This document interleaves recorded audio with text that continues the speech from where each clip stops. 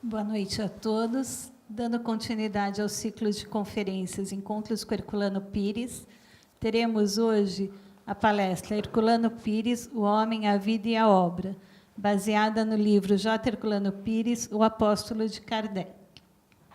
O palestrante de hoje é Herculano Ferraz Pires, que é administrador de TI, diretor executivo da Fundação Maria Virgínia e José Herculano Pires e diretor da editora Paideia. Não precisa. Boa noite a todos. Né? Nesta noite nós vamos ter uma conversa, porque eu não sou palestrante nem orador. Estou aqui como plano B para que o dia não fale.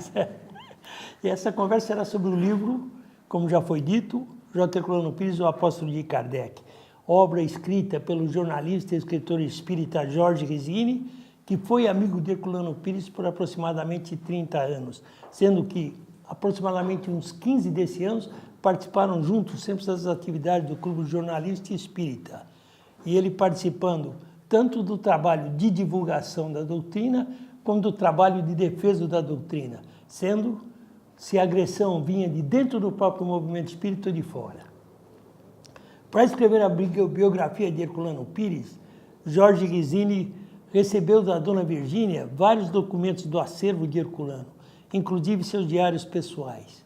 Quer dizer que ele estava bem armado, que além do conhecimento que ele tinha de 30 anos da convivência, principalmente em atividades doutrinárias, ele recebeu, inclusive, os diários pessoais do meu pai. E o meu pai costumava fazer diário desde garoto. Existe um diário que deve estar na fundação de uma viagem que ele fez de Cerqueira César para Santos, para concorrer a um concurso de poesia, que ele escreveu toda a viagem, dificuldade monetária que ele teve, conseguindo empréstimo. Então, ele, sempre que sentia que algo era importante, ele documentava por escrito. Bom, vamos lá. Deixamos de enrolação e entramos no conteúdo do livro, né, professor? O Menino Poeta. Eu vou mais ou menos tentar seguir alguns capítulos como Rezini descreveu e esperamos que isso contribua para esclarecer um pouco a vida de Herculano Pires para vocês. E é lógico que o tempo que eu vou ter não vai dar para cobrir um livro de tantas páginas, mas alguma coisa a gente tenta passar. Então, Herculano nasceu na cidade de Avaré, em uma família católica, 25 de setembro de 1914, no dia de São Herculano. Daí vem o seu nome. Né? Mas um tio dele, tio Franco, falou, olha, São Herculano não é muito conhecido, não dá para confiar muito nele. É bom pôr o nome do menino, o nome de São José, para reforçar a proteção para esse menino. Senão não sei como é que vai ser essa caminhada. A família aceitou e daí surgiu o nome, José Herculano Pires, que é a união de São Herculano com São José. Quando ele tinha 6 anos, mais ou menos, a família mudou para Itaí. E ficou lá até ele completar uns 10 anos. E foi em Itaí, quando ele estava fazendo grupo escolar, que ele já mostrou sua capacidade poética. Porque ele já escreveu, não foi bem um poema, ele escreveu, deixa eu ver certo, um soneto sobre o Largo de São João de Avaré. Infelizmente, nós não conseguimos encontrar ou recuperar esse soneto para deixar na fundação, porque é algo muito antigo, né? Ele tinha 9 anos de idade e ainda era algo só da escola, então não tinha nenhum meio de se ter isso documentado. Aos 12 anos de idade, a família mudou para Cerqueira César. O pai dele, sempre procurando forma de melhorar a situação da família e da vida, foi para Cerqueira César. E lá ele começou abrindo uma gráfica Ipiranga. E após um tempo de trabalhar com aquele, ele abriu até com o irmão dele, o irmão Ananias. Após um tempo de trabalhar com a gráfica, ele abriu também, fundou um jornal, que é O Porvir, que nós até conseguimos com o meu tio. A coleção de jornal está no acervo da Fundação. Ele fundou, então, o jornal O Porvir, que a finalidade do jornal, criada por ele, era defender o Partido Republicano Paulista dos Democratas. Era um jornal com conceito político, né? Esse era o objetivo do jornal.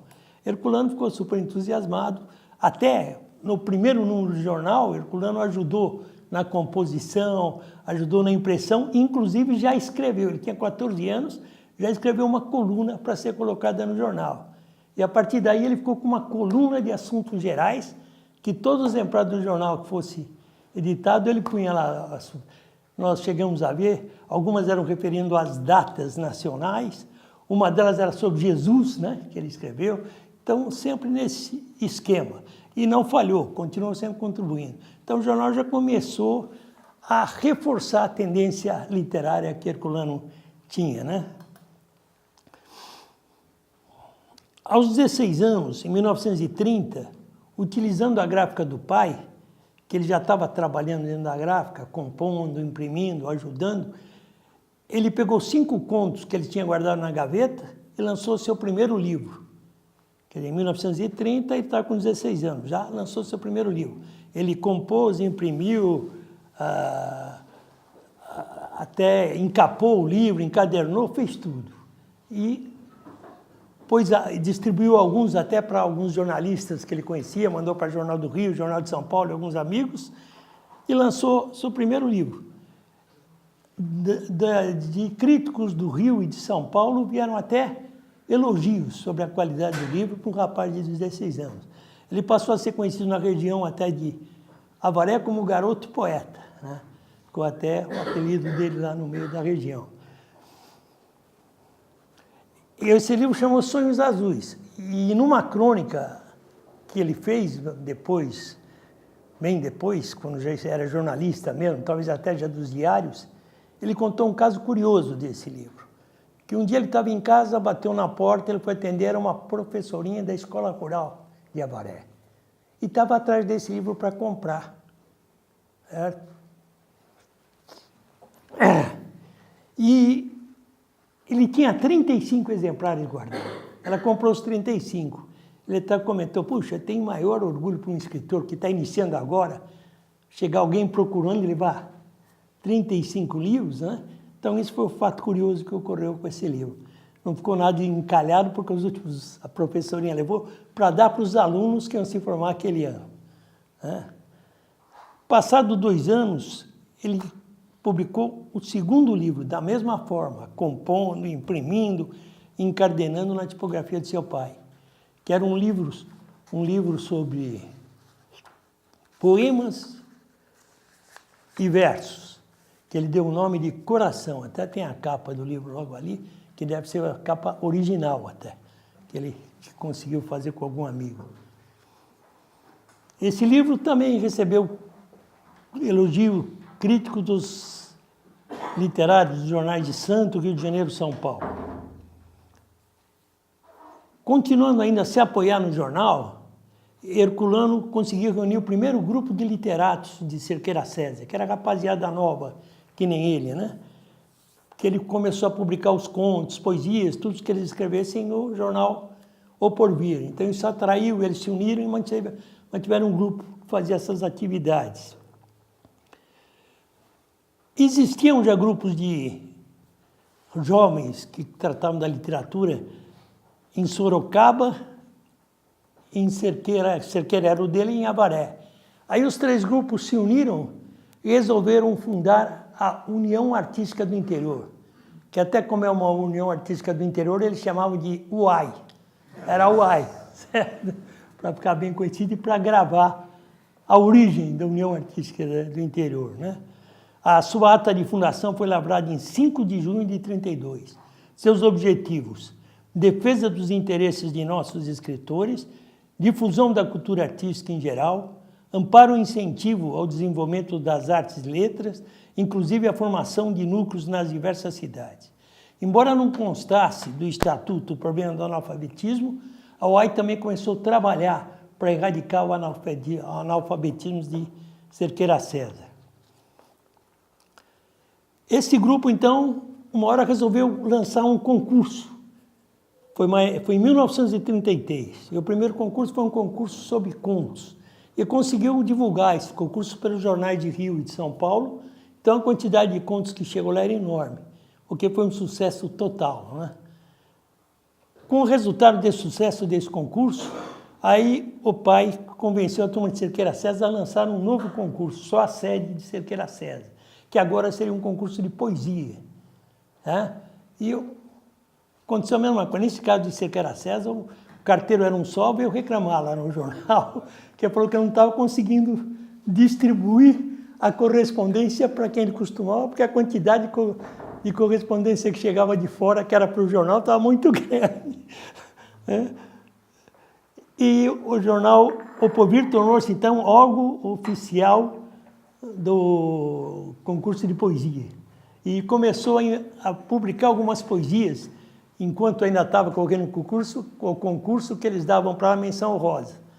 E entre essas poesias que foram publicadas, tem uma que provocou um reboliço na cidade de Cerqueira César, principalmente no meio das pessoas católicas, né? Muito fanáticas. Essa poesia era de um jornalista vizinho de Avaré, que se chamava Raul Usano Delgado, também já falecido. Como é um soneto muito interessante, para não deixar curiosidade, esse está na mão. Infelizmente o do pai não estava, mas esse está. O nome do soneto é Se. Então, se aqui junto de Deus existe realmente a desejada paz de inúmeros mortais, se aqui junto de Deus, sob a luz dos vitrais, o cura tem um dom de perdoar a gente, se aqui junto de Deus este ou aquele crente está longe da mão dos anjos infernais, se aqui junto de Deus os grandes temporais encontram um titã de força onipotente, se aqui junto de Deus se ocultam 1000 cruzados capazes de abater milhões de renegado, por esse meu Deus, então da igreja eu saio. E olhando para a cruz, além do campanário, eu pergunto de chofre, ilustre bom vigário, que diabo faz na torre aquele para-raio? Se tinha toda a proteção, para que o para-raio? Então esse poema que ele fez com que o padre se revoltasse contra o concurso, contra o jornal, foi uma luta danada. Aqui tem até, para ler aqui na página 29, uma crônica do pai falando sobre a UAI, né?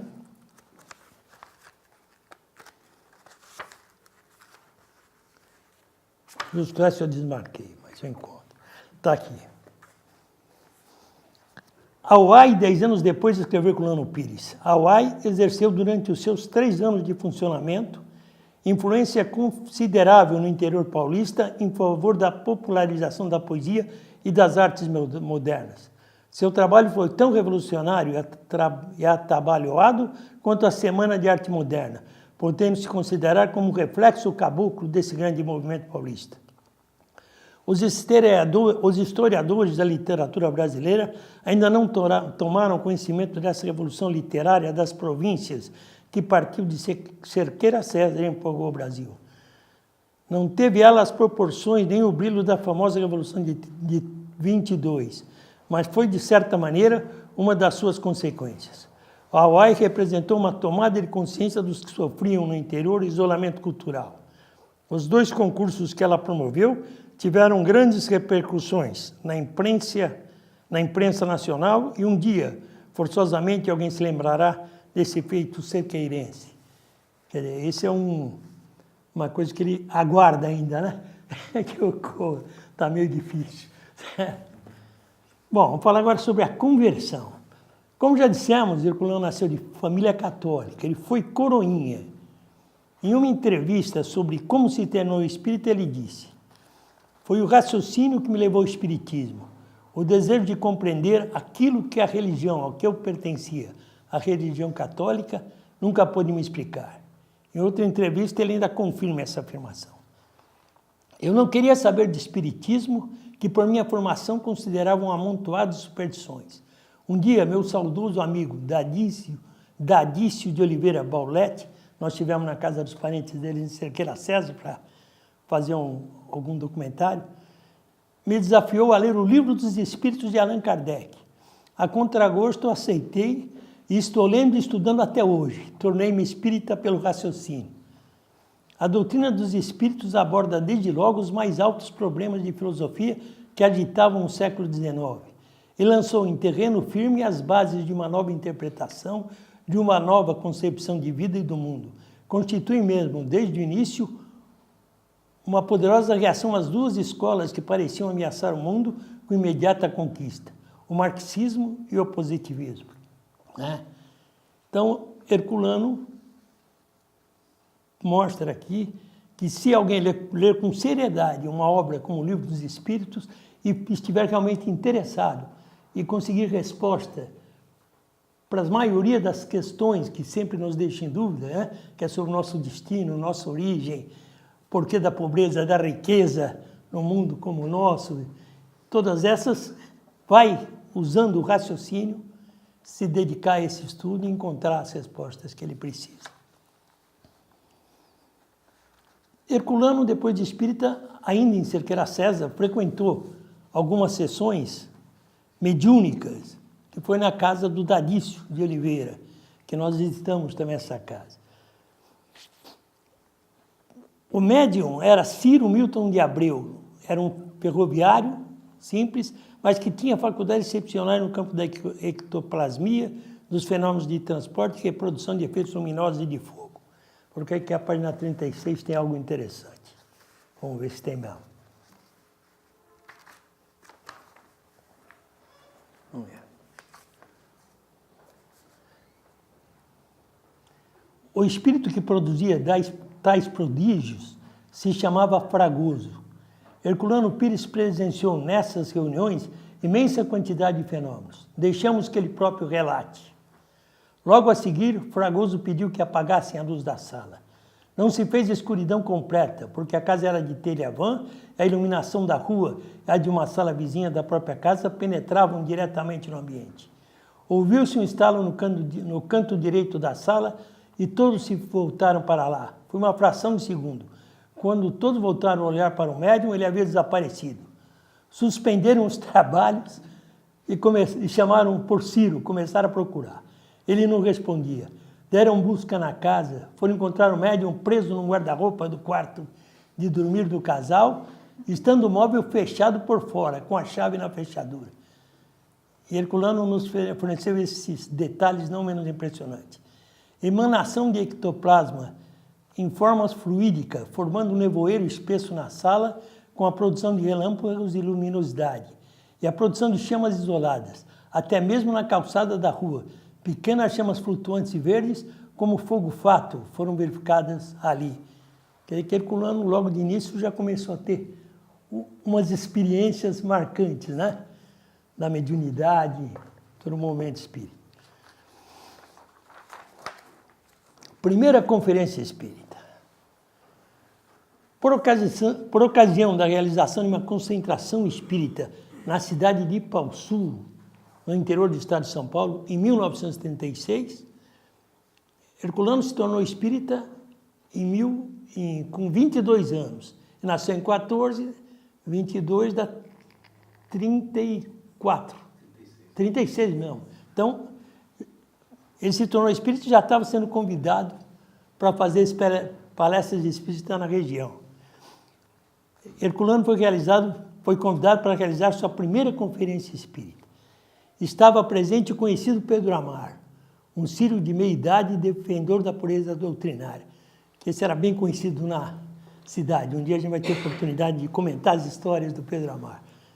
No final da palestra, Pedro Amar, espírita respeitado na região, veio cumprimentá-lo e disse: "Você é inteligente, menino. Gostei de sua palestra, mas ela teve muito de teosofia. Você precisa aprofundar-se mais na doutrina espírita." Pedro Amar, logicamente, não deveria saber que antes de ser espírita ele foi teosofista. Tanto é que o nome da primeira filha dele é Helena, em homenagem a Helena Blavatsky, a fundadora do Instituto Teosófico. Então, Pedro Amar realmente tinha até cultura para avaliar as coisas bem ampla, né? Herculano seguiu esse conselho, que fez que ele se tornasse um dos maiores conhecedores da obra de Kardec. Pedro Amar e Herculano tornaram-se grandes amigos. Mesmo depois que Herculano passou a residir em São Paulo, Pedro Amar continuou a visitá-lo. Recebemos ele várias vezes aqui em casa, né, Teodoro? Pedro Amar é um caso muito interessante, que um dia a gente vai poder comentar. Outro assunto tratado por Rizzini no livro foi a Cruzada Papai Noel. Toda a vida, meu pai por toda a vida teve uma preocupação com assistência social, atendimento aos necessitados, aos pobres. Quem conviveu com ele tem provas disso, né? Nós chegamos até a visitar uma olaria uma vez não me lembro qual era a frequência disso, mas se enchia um caminhão de coisa, iam lá de caminhão, descarregavam as coisas. Então, toda a vida ele teve. Na época aquele, em novembro de 36, o escritor Elias Salomão Fará, que era do grupo deles, do Uai, né? Falou para Herculano da necessidade de fazer um Natal risonho para as pobres crianças de Cerqueira César. Logo, os dois entraram num acordo e foram procurar os demais membros da UAI. E todos concordaram. O primeiro Natal foi meio na raça, mas saiu uma festa com banda e distribuição de presentes. À medida que iam vindo outros natais, foi aumentando a colaboração da sociedade cerqueirense e foi crescendo, né?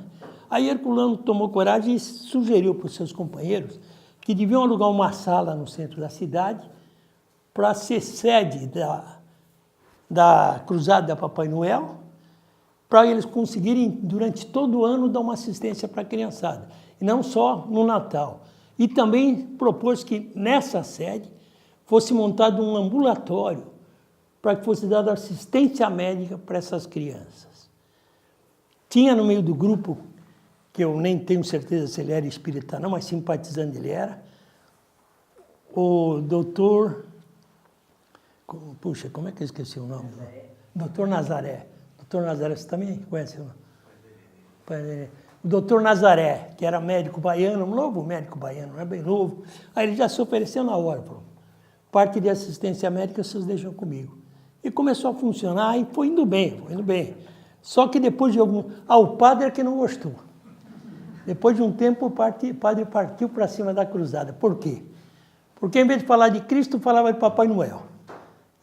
Primeira coisa. Segunda, porque não se exigia para receber ajuda a presença da igreja na igreja, a presença da criança na igreja. Ele queria as duas coisas, mudar para tirar Papai Noel e obrigar a presença da criançada na igreja, quer dizer, para conservar o rebanho por muito tempo, não deixar o rebanho se perder no caminho. E, além disso, né, a campanha começou a ser brava e a gente sabe naquela época como é que era o problema de espiritismo, não era algo que pesava muito, era considerado do diabo, do demônio. E, além disso, começaram a mudar algumas pessoas de Avaré, geralmente eram as pessoas que tinham mais recursos, faleceram alguns, então a cruzada Papai Noel ficou sem verbo para se manter. Aí o que o pai fez? O pai, pelo jornal, começou a convocar a prefeitura, que como não tinha nenhum pronto-socorro em Cerqueira César, que a prefeitura assumisse o ambulatório da cruzada e desse continuidade. Conseguiu. A prefeitura assumiu. Só que, em pouco tempo, a prefeitura abandonou e fechou o ambulatório. Mas ele conseguiu, pelo menos, tentar, né? E foi... Essa foi a passagem que mostra já o quanto ele era preocupado com a parte assistencial. Agora vamos falar sobre o casamento. Em Ipaussu, quando fez sua primeira conferência, Herculano conheceu Maria Virgínia Anhaia Ferraz, uma jovem que já licionava espiritismo para criança há muito tempo no centro, acho que há uns 5 ou 10 anos ela já licionava.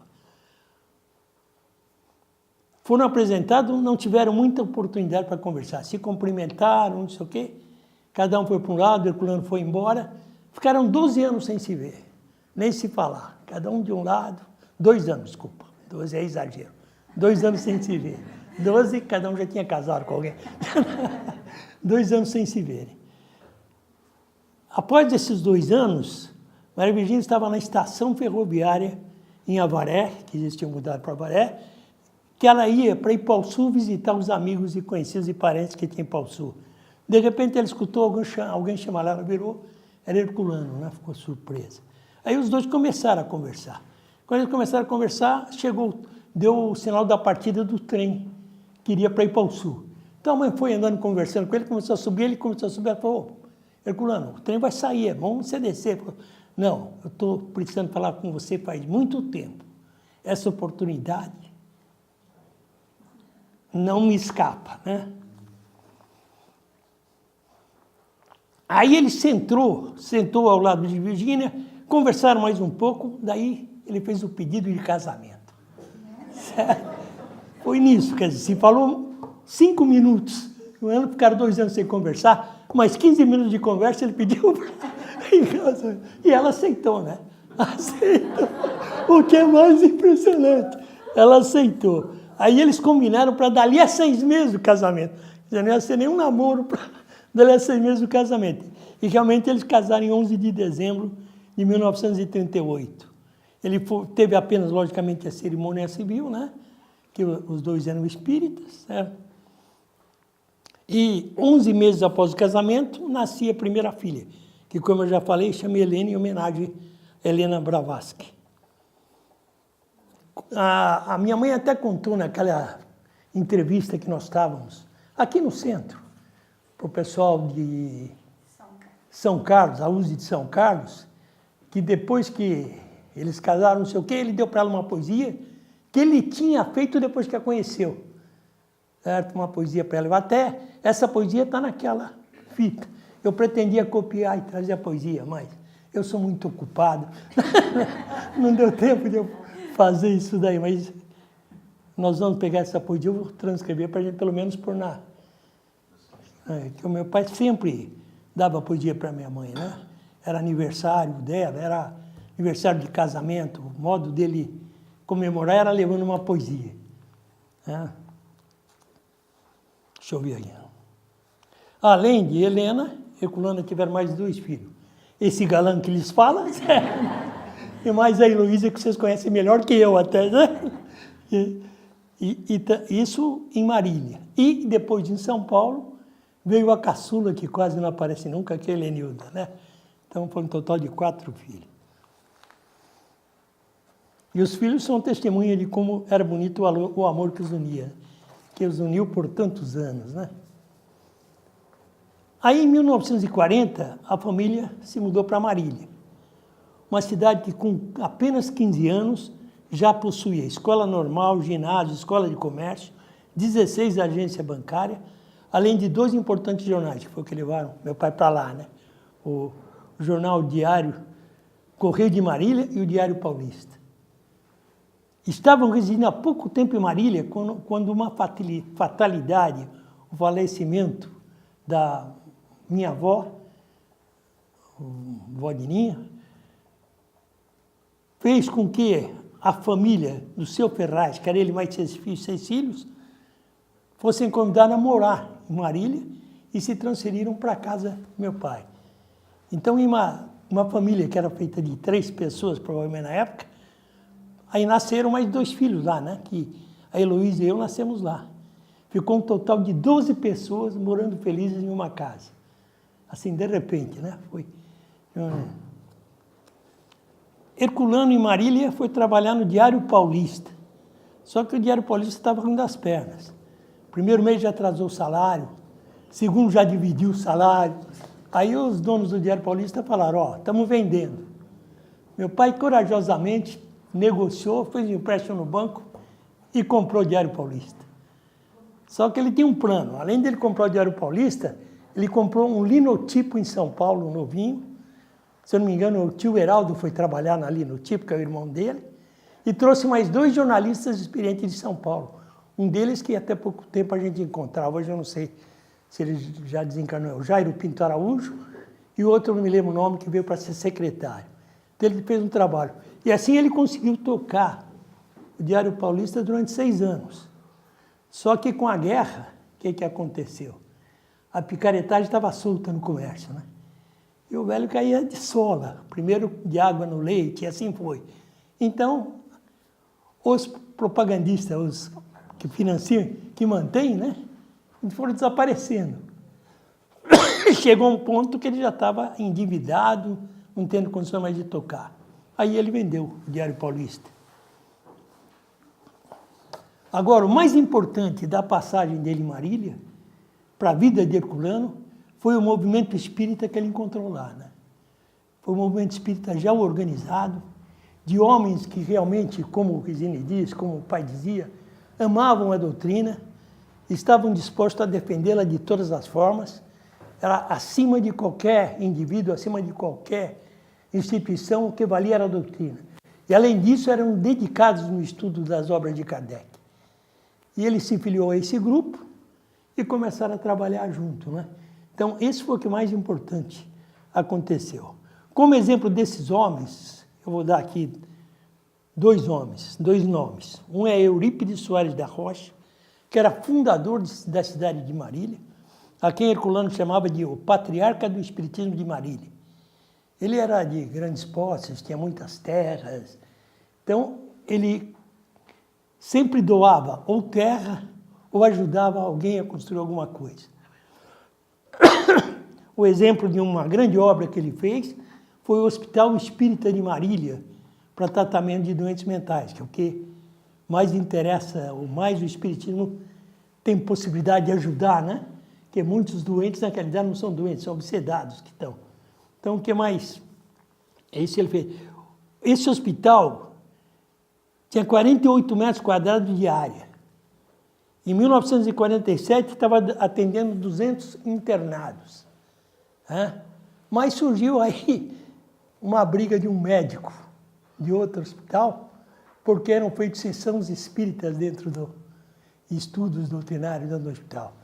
Aí meu pai foi a primeira briga pública dele para defender a doutrina. Quer dizer, entrou com briga pelo jornal, escrevia, retrucava, escrevia, mas acabou vencendo, continuou funcionando normalmente. E, aliás, foi engraçado que realmente o médico pediu para eles se encontraram em acho que é um boteco de Marília, e fez-se a paz, acabou, não teve mais nenhum problema. Então, continua.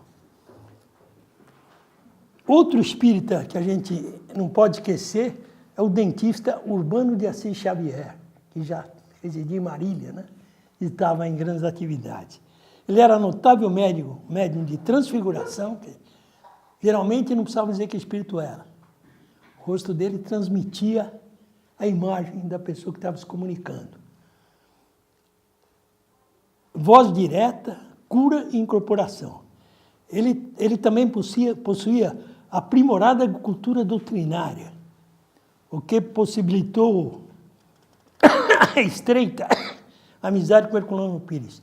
E os dois organizaram movimentos em Marília, como o primeiro Congresso Espírita da Alta Paulista. Então, o movimento em Marília realmente foi uma boa passagem para o pai Marília, para reforçar, né, todo o trabalho, todos os conceitos doutrinários.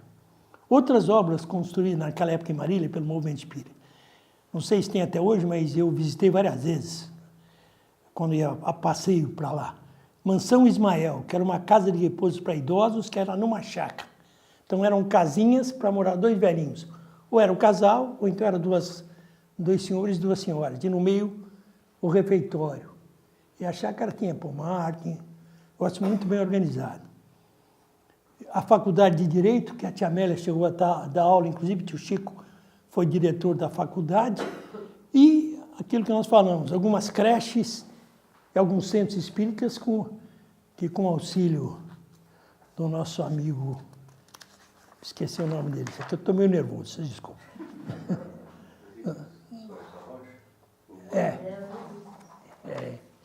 Nosso amigo Rocha, com o auxílio dele foram construídos. Então, o movimento em Marília foi muito, muito importante para o amadurecimento do meu pai dentro da doutrina, dentro do trabalho que ele queria fazer, tudo mais. O primeiro congresso espírita que foi organizado pelo meu pai, né, pela equipe de Marília, o primeiro congresso espírita da Alta Paulista foi realizado de 30 de março a 4 de abril em Marília. Esse congresso foi promovido pelos centros.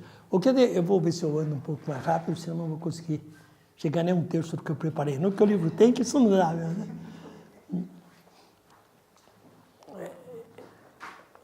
As duas teses que foram apresentadas nesse congresso, as duas teses, né,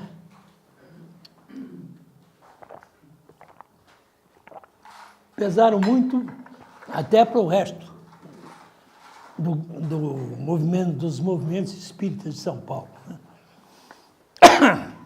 Uma delas foi aprovada, foi a criação de conselhos espíritas municipais em todas as cidades, para a unificação dos movimentos locais, participando desse conselho representantes de todos os centros existentes na cidade em que o conselho foi criado. Né? Após o congresso foram criados os conselhos de Marília, de Garça, de Tupã e de outras cidades. Isso ocorreu um ano antes da criação da USE. Quer dizer, a turma já estava com a ideia antes de surgir a USE. Outra tese que deu origem ao livro de Herculano Pires, O Reino, publicado pela primeira vez em 1946 por Antônio Batista Lino,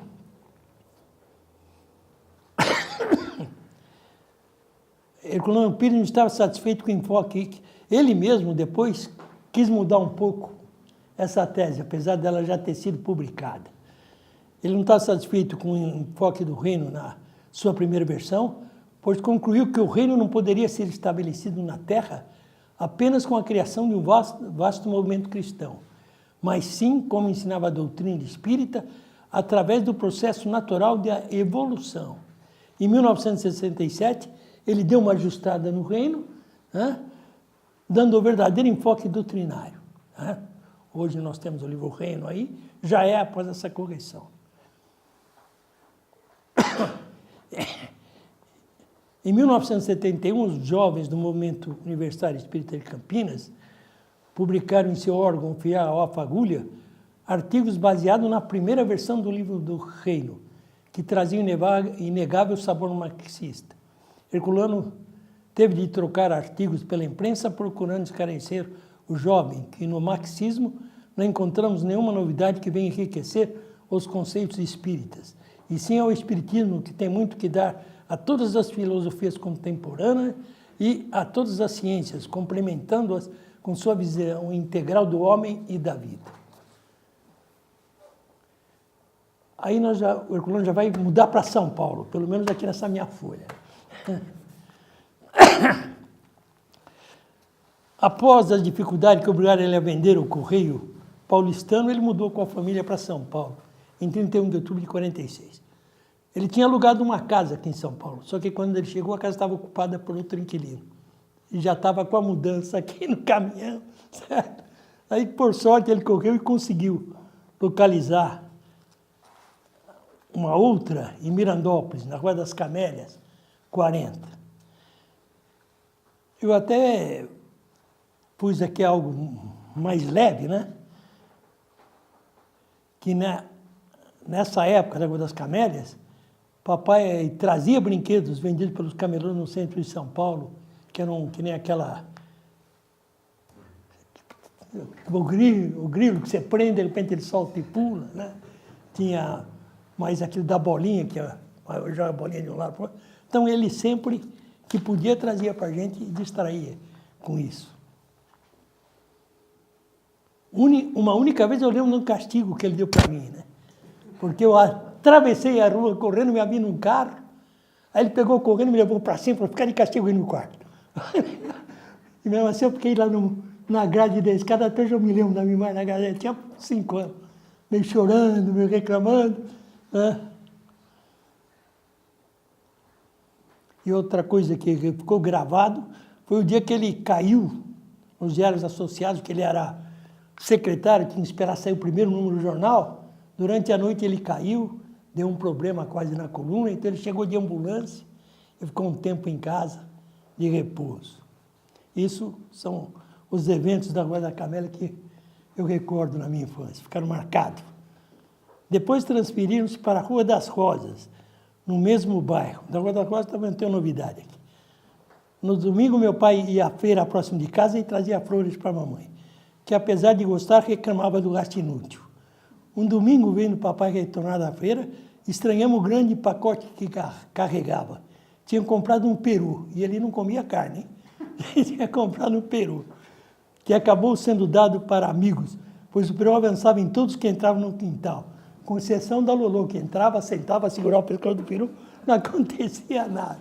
Deixa eu ver se eu voltar. Um pintinho desses vendidos em feira, né? Foi criado em casa e atendia aos chamados... Seu nome era Aruê. Às vezes meu pai estava escrevendo, ele subia no ombro do meu pai, que ele ficou aquele franguinho branco.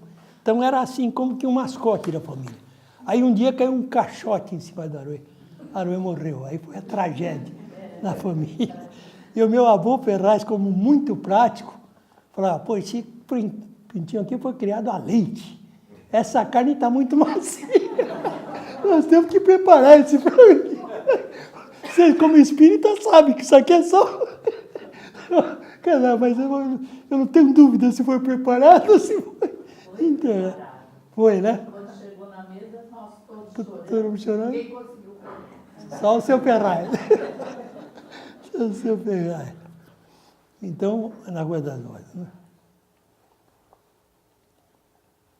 A Helenilda é a única que conseguia até montar no peru e segurar se alguém precisava pegar alguma coisa no quintal, que era pior que cão de guarda, né?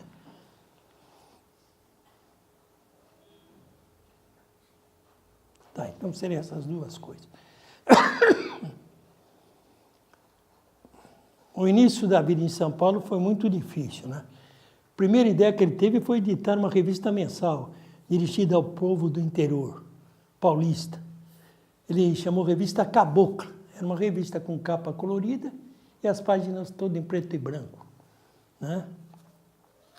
Com 32 páginas ilustradas. A revista não teve repercussão que merecia, teve que ser fechada.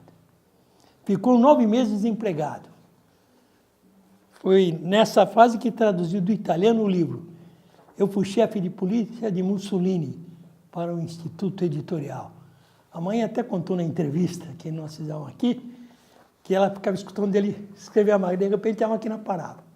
Aí ela parava também. Se ficar 10 minutos a máquina parada, ela começava a rezar. Está com algum problema, né? Tem alguma palavra que ele não está conseguindo resolver? Aí voltar a máquina, opa, continuou. Ficou 9 meses desempregado. Seu primeiro emprego em São Paulo foi de colaborador efetivo da Folha da Manhã.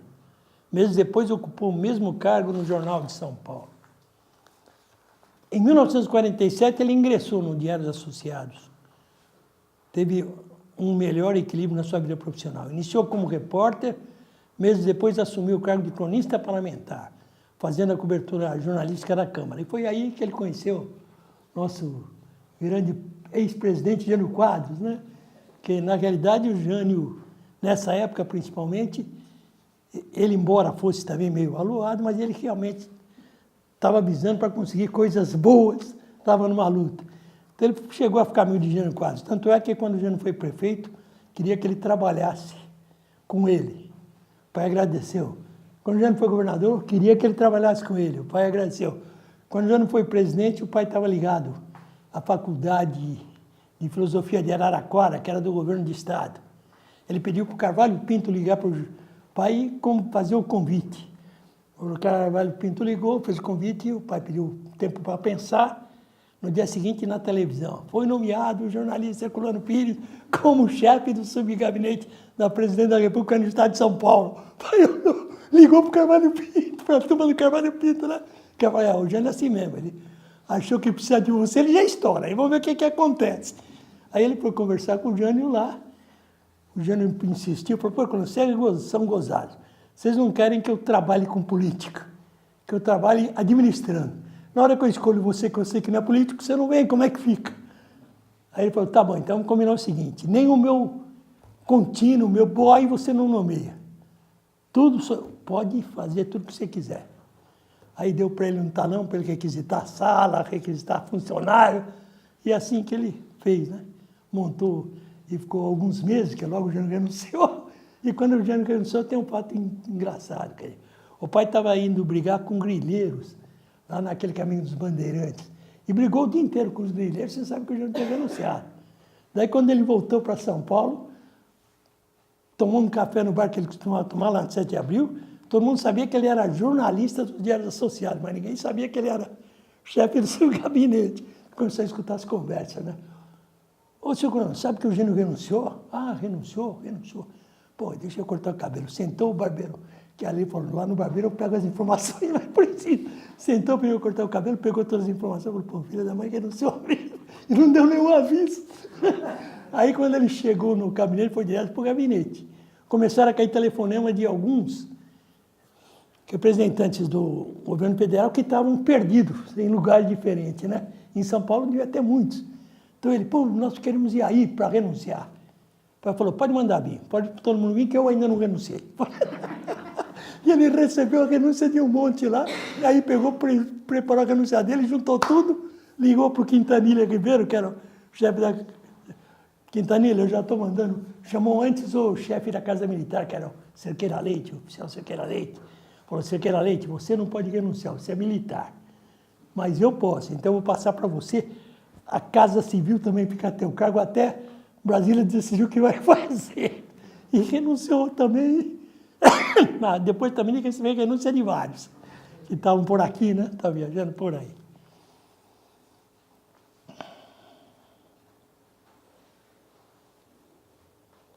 Então, ao ingressar em 1947 nos Diários Associados, sua vida profissional equilibrou. Iniciou como repórter, mas depois assumiu o cargo de cronista parlamentar.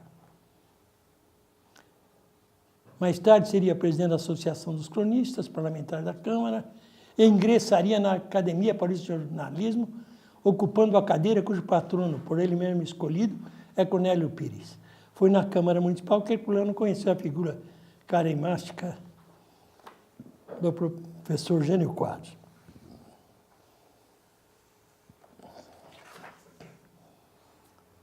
Aí tem a verdade sobre o pseudônimo Irmão Saulo. Né? Esse pseudônimo todo mundo sabe que nos Diários Associados ficou anos sendo usado. É que o Diário de São Paulo publicava uma coluna espírita que era responsabilidade da Federação Espírita. Só que o que era feito pela Federação? Reproduzia só mensagens psicográficas já conhecidas, mensagens do Chico, e assim por diante, ou repetia trechos do livro A Grande Síntese. Aí, Hermânio Saqueta, que ele era genro do Júlio de Abreu Filho, né? Hermânio Saqueta. Hermínio, eu pus aqui errado, então. Hermínio Saqueta, eu queria errar. O analfabetismo é que é bom. Hermínio Saqueta, que era genro do Júlio de Abreu Filho, mas era simpatizante do espiritismo, mas não era espírita. Assumiu a direção do jornal. Ele estava analisando o que ele devia mudar ali, né? Aí chamou ele e o Vandique de Freitas, que eram os dois que eles sabiam que era espírita e que estavam trabalhando nos diários. Olha, tem essa coluna espírita aqui. Eu vou tirar ela de circulação, a não ser que vocês assumam um compromisso comigo de vocês escreverem essa coluna. Se vocês assumirem, está feito. Os dois combinaram, assumiram. Aí eles lembraram também do Odilão Negrão, que era outro espírita dos Diários Associados, foram conversar com ele e os três falavam que assumiam. Aí meu pai sugeriu, mas para não ficar cada vez aparecendo o nome de um, vamos pôr um nome só, vamos usar o pseudônimo Irmão Saulo. Todos concordaram. O único que escreveu essa coluna foi meu pai, por isso que depois ele ficou como Irmão Saulo, conhecido também como Irmão Saulo. Os outros dois nunca escreveram a coluna. E daí surgiu então o pseudônimo Irmão Saulo.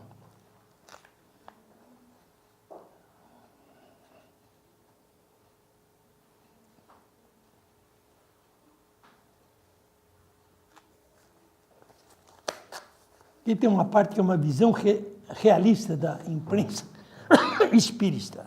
São pronunciamentos dele. Considerem a imprensa espírita como uma necessidade natural da divulgação doutrinária, da interligação dos grupos, centros e demais instituições, da movimentação de opiniões e discussão de temas para a boa orientação do movimento doutrinário. A ciência espírita dirige-se, portanto, a dois públicos, o espírita e o não espírita. No tocante a esse último, sua função é não somente da divulgação e esclarecimento da doutrina, mas também de participação dos problemas que se relacionam com as ideias espíritas.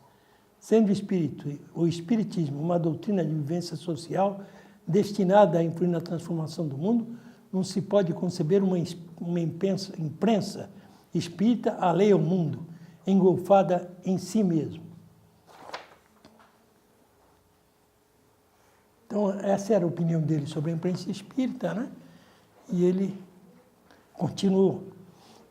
Ele assumiu a coluna espírita lá dos diários, e no fim, Bandique de Freitas e o... Como é que chamava? Eu esqueci o nome. O Dilão Negrão.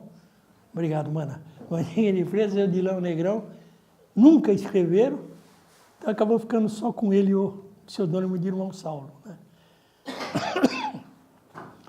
Ele também foi quem idealizou o Clube do Jornalista Espírita de São Paulo, que era o objetivo fundar a primeira instituição em todo o mundo a congregar jornalistas e escritores espíritas. A primeira reunião deu na sede do Sindicato de Jornalistas Profissionais do Estado de São Paulo, em 23 de janeiro de 48. Estavam presentes 15 confrades da imprensa escrita e falada. Herculano foi eleito presidente. 3 eram os objetivos do clube: apoio aos empreendimentos em prol da fraternidade universal, difusão da doutrina espírita e preservação da pureza doutrinária. Nesse esforço de preservação estava incluída a defesa da liberdade do movimento espírita, pois o clube só admitia a unificação do movimento no plano da colaboração permanente entre as entidades, sem autoritarismo, conforme escreve o próprio Herculano Pires. Esse trecho eu tirei total do livro do Rizinho, né? O clube teve até 2 ações além fronteiras, né? Que foi quando o general Perón da Argentina exigia que todos os médiuns tivessem um registro do departamento de psicopatologia para provar que não era doente, certo? E aí o clube entrou com telegrama e ações lá contra o governo argentino. O fato foi amplamente anunciado pela imprensa de São Paulo e do Rio. A segunda também foi outra vez uma campanha popular em favor de Cário Chesma, condenado à morte na cadeira elétrica. Primeiro, porque contra a morte o espiritismo é, né? E segundo, que também não existiam provas tão concluentes contra Cário Chesma, pelo que eu li em outros locais. O clube recolheu milhares de assinaturas que foram enviadas ao presidente dos Estados Unidos com pedido de clemência, o que não aconteceu, né? Aí temos outras atividades do clube. Uma das atividades que eu considero das mais bonitas foi a campanha do Livro Espírita no Teatro Municipal. Essa campanha comemorava mais um aniversário de lançamento do Livro dos Espíritos por Kardec, em 18 de abril. O jornal O Kardecista, órgão oficial do clube, comentou que não foi simplesmente uma festa espírita de grande repercussão, a que se realizou dia 18 de abril de 1950, no Teatro Municipal de São Paulo. A solenidade conseguiu levar para o maior teatro da capital cerca de 2.000 espíritas, que naquela época, né, 1950, 500 dos quais tiveram de voltar da porta por absoluta falta de lugares. Foi, acima de tudo, um marco histórico do movimento espírita em nosso estado e no Brasil. Depois tiveram outra série de ações do clube, né? Teve também a realização de um concerto da Gianella de Marcos, não sei se vocês ouviram falar. Gianella de Marcos era uma garota que, não me lembro a idade agora, mas acho que era uns 8 anos. 4 anos, era pouca idade, e ela era mais fina já. Ela regia orquestras, sem sair, com, vamos dizer, profissionais da área, assistindo, acompanhando. Quer dizer, sem dúvida nenhuma, era um caso muito interessante, né? E o clube conseguiu a realização de um concerto de Gianella de Marco aqui no Brasil. Era a Menina Prodígio, que ia ser interpretada à luz da doutrina espírita. Foi no ginásio do Pacaembu, concerto de sua despedida de São Paulo em benefício da Caixa do Livro Espírita. Foi algo bem interessante. Aí tem o clube e os livros de Ramatiz, que seria Luta para Despertar o Movimento Espírita da Hipnose, sobre o pseudo-sábio espírito de Ramatiz, psicografado pelo médium Ercílio Mais. Clube e os erros da FEB. O clube teve de publicar artigo contra as falhas da diretoria da FEB. Para conhecer a amplitude desse trabalho, indicamos a leitura do livro de Jorge Resini, né, que é o Apóstolo de Kardec, né, que é a biografia Velho. Outra coisa que teve foi o comando jornalístico e a epidemia de fraudes, né? Aconteceu que depois da... Como é que chamava aquele espírito que se comunicava em todo lugar? Agora me fugiu alguém. Você lembra disso? Lembra? Vamos ver se aqui no meio está esse nome. Era um espírito que se materializava em todo lugar, não me lembro agora, mas começou uma febre tão grande que o que tinha só de picaretagem, né, de fraudes, estava quase comprometendo já o movimento espírita. Porque mais fraudes do que realidade, o que pesa é a fraude, né? Então aí o pai conversou com o pessoal do Diário da Noite e montaram então um comando jornalístico do Diário da Noite. Era ele, o Vandique de Freitas, parece que o Orlando Criscolo, que era repórter policial do Diário da Noite, entrou. Eram 5 membros que participavam. Então o que eles faziam? Sabia que ia ter uma reunião de materialização em um certo centro. Eles compareciam e entravam na reunião. Se colocavam em umas posições meio estratégicas e principalmente o Vandique de Freitas, que era um pimentinha pequenininho desse tamanho, agia da forma mais agressiva e rápida, né? Uma vez, quando estava no meio da sessão, começou a levantar uma corneta. Daqui a pouco alguém berra, aí acende o Vandique de Freitas estava engolado no médium que estava segurando a corneta. Segurou a mão dele, abraçou, que ele sabia que ia fazer barulho, acenderam e pegaram o médium. Outra vez ele também o médium levantou, ele foi lá e sentou na cadeira. A hora que o médium sentou, ele abraçou. O médium outro berro. Então ele conseguiu desmontar uma série. E todas essas reuniões que se desmontavam, que eram fraudes, ia uma reportagem para o Diário da Noite contando as fraudes, né? E as que, por acaso, tinha uma que eu vi uma vez num noticiário, uma entrevista com o Criscolo, né, Orlando Criscolo, que ele disse que ele tentou pegar os anãozinhos que apareciam, e não dá para pegar ninguém, todo mundo passava por ele. Então, as que eram verdadeiras, também saiu uma reportagem contando, dizendo o nome do centro, o nome do médium, todas elas, certo? Isso fez o quê? Era tudo publicado em nome do clube, com que o clube fosse ganhando confiança da população. Porque via que quando era falso, o clube condenava. Quando era verdadeiro, não. Então não havia uma distinção de querer dizer tudo é verdadeiro, certo? Todo fenômeno é verdadeiro. E assim conseguiu, se não terminar, reduzir o número de fraudes que vinham ocorrendo, né? Tem que terminar? Vamos ver. Então tem uma série de coisas do clube que eu gostaria de ler. Não sei se já deve ter sido lido aqui 1000 vezes, mas em todo caso, a mensagem que foi recebida na hora do desencarne do pai, na garagem, né? O pai estava no hospital, porque existia uma reunião na garagem, que, se eu não me engano, o doutor Milton não está aqui hoje, mas a tia Lourdes confirma. O doutor Milton que estava dirigindo a reunião, ou não sei se o Fernando estava presente. Eu estava em Belo Horizonte. Em Belo Horizonte, né? O doutor Milton que estava dirigindo a reunião. Então a reunião estava indo, e o pai estava lá em cima conversando com o pessoal. Aí ele falou, olha, eu vou subir tomar um banho, já tomar um Deus para tomar um café. Quando ele subiu, abriu a porta do banheiro, se sentiu mal, gritou pela mãe e caiu na cama. O pessoal subiu, levou para ele para o Hospital São Paulo, né? E ele estava lá no Hospital São Paulo, e a reunião continuou e terminou. Quando terminou a reunião, entregaram para a tia Lourdes 2 mensagens.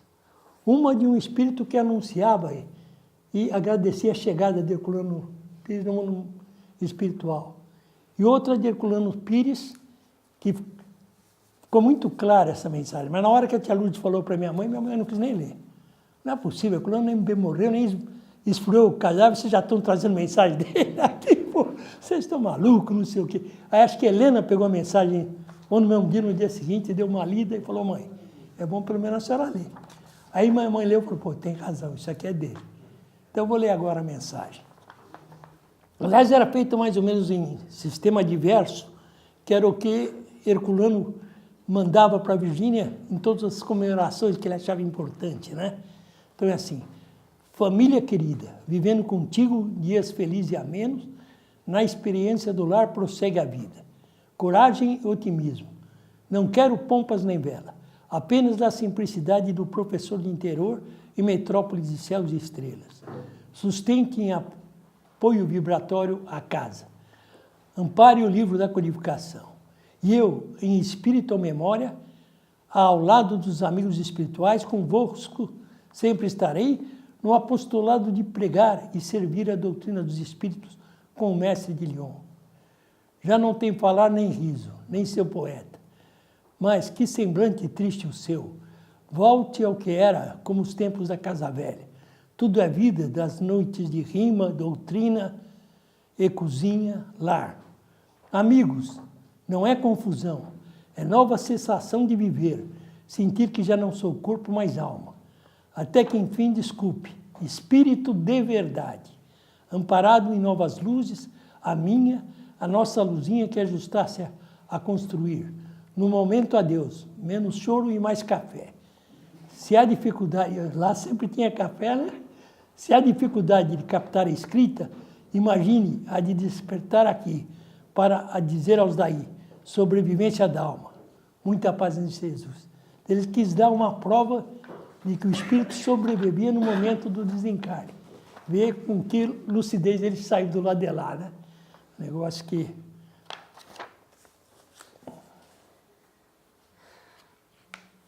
Bom, e tem aqui só aquela poesia que foi colocada no túmulo dele, que acho que a maioria já deve conhecer, mas em todo caso não custa repetir, que é Vida e Morte. Né? Tá. Não procures no túmulo vazio alma querida que deixou a terra. A morte encerra a vida e a vida encerra a morte como eterno desafio. Ninguém fica no túmulo sombrio, onde somente o corpo é que se enterra. A alma se eleva além da vida e erra, em mares de bonança e de amavio. Busca no céu, nos ares, no infinito, na quinta dimensão, no firmamento, o ser querido que te deixa aflito. Hás de encontrá-lo quando, num momento, rompendo as ilusões do teu conflito, possa falar-lhe pelo pensamento. Essa mensagem do pai, que foi dada para a família e para a mãe, antes dela teve uma, que ela é muito pouco divulgada. Vou tentar ler ela aqui se conseguir, que era uma de um espírito, que eu não sei quem é, ou segundo o Risini falou numa entrevista que nós gravamos, ele disse que é do Caibar Chútil, essa mensagem, mas não tem nada ainda que comprar. Não tem nada provando. Não tem nada provando. É isso que eu estou dizendo, né? Que por isso que eu não tem nada provando. Isso aí foi uma teoria que o Risini levantou. Jesus, nosso amado, nos abraça. Jesus, nosso amado, nas vibrações de amor. Quer ler? Lê. Você está lendo melhor que eu. Jesus, nosso amado, nas vibrações de amor, paz e resignação. Que as vossas orações de pensamentos voltados ao vosso querido irmão, professor Herculano Pires, na despedida dos que cá ficam, sejam os dias futuros de confiança naquilo que pregamos, em palavras e exemplos, de prosseguir na luta em defesa dos postulados kardecianos, no prosseguimento das tarefas mediúnicas com Jesus e Kardec, na vivência das reuniões do Grupo Espírita Caibar Chútil, agora enriquecido com a pureza em espírito do próprio Herculano, que não pede apenas preces, mas continuidade do trabalho, compreensão e entendimento na nova casa, cujo patrimônio representa parte de um ideal filosófico em torno da doutrina. A morte é uma filosofia, a vida é um encanto de aprendizado, os amigos flores de um jardim, a família é a vida, o lar, reencarnações centelhas divinas. Família querida, vivendo contigo dias felizes. Essa foi a primeira mensagem. Em seguida veio a de Herculano. Bom, meu tempo esgotou, eu pretendia falar mais 2 horas. Eu notei que vocês estão muito felizes com a minha... Mas agradeço a vocês e vamos em frente com a tia Lourdes tocando a reunião.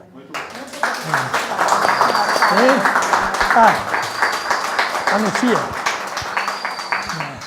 Queremos, então, agradecer a todos e informar que a próxima palestra vai ser no dia 18 de junho, sobre o livro Evolução Espiritual do Homem, com Leopoldo Dário. Obrigada. Muito obrigado. Gostei muito da presença sua.